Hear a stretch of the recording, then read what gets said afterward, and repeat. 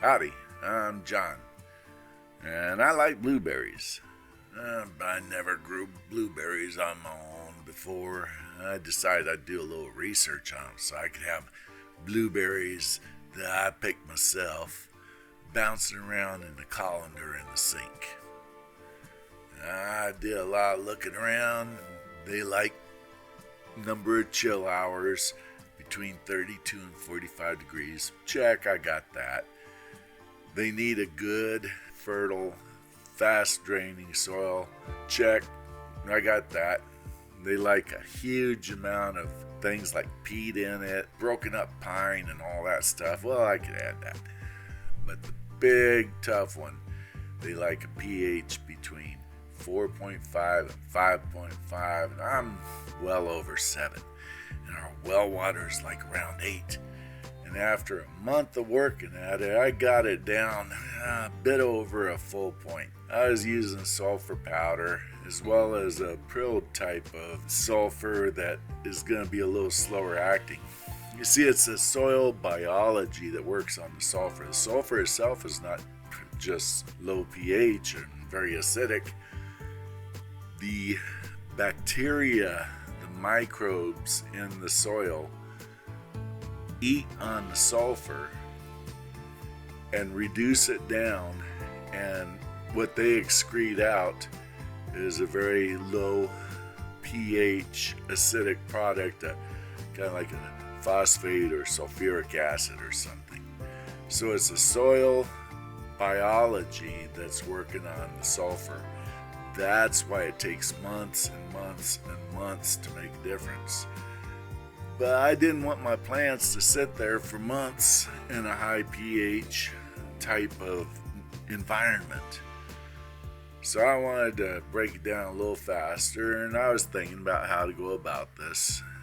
Since the soil biology is the driving factor turning the sulfur into a low pH material, why not help that soil biology meet up with the sulfur better? Now I use this process where I half cook rice, take the rice, cook it for 10 minutes, normal way otherwise, and then I will put it in a basket and leave it out in the forest, and it will pick up biology. It'll pick up these microbes and fungus that after a day or two I will run them through kind of a compost tea that I'll make. I'm making it with this material and some sugars, and it'll get frothy. I'll mix it with water after a day or so, and the plants really respond to it. And I think what's happening there is I'm taking the biology of the soil, I'm increasing the mass of it, the numbers of it, huge amounts, like maybe thousands of times over what would normally be in the soil, and I'm pouring it onto the soil by the gallon.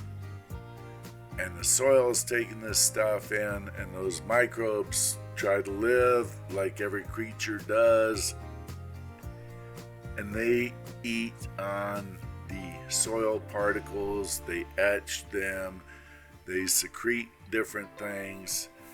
And what if I did this with sulfur? So I went ahead and cooked the rice halfway, added sulfur to it, stirred it around for a bit. I had to switch the pot because it took up a bit more space than I thought. And it was kind of a gummy mess. But I halfway dried out in the sun, and then I added a couple shovelfuls of my own soil mixes and compost mixes from here and there around the garden area, so I would get a large cross section of the soil biology.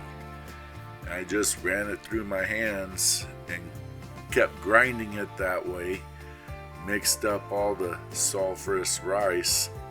Now the rice is going to be a carbohydrate food source for the biology. The sulfur is going to be something they're going to eat also. And so I'm thinking maybe it would make a very fast transfer from one form to the other. So I went ahead and put about a quarter pound of the sulfur, maybe a half a pound, close in around these blueberry plants. And then I watered in really well. And then 5 days later, I check, and it's gone down a couple points. I went to each blueberry plant, and each one has the same type result. Now, we're actually kind of getting to the low end of the range that these plants even like. So I'm hoping this is going to stop. I'm hoping that the explosion of growth of the microorganisms has ceased and they're going to go back to their normal levels again. Because, see, they run out of their food source. The carbohydrates would be eaten up fairly quick. But anyways, I thought this is something that ought to be explored. I thought it was worth sharing. And to let you know that it's the soil biology that makes the soil and not dirt. Thank you much, folks. Go ahead, click like and subscribe if you want to hear more other oddball things like this. Have a good day. See ya.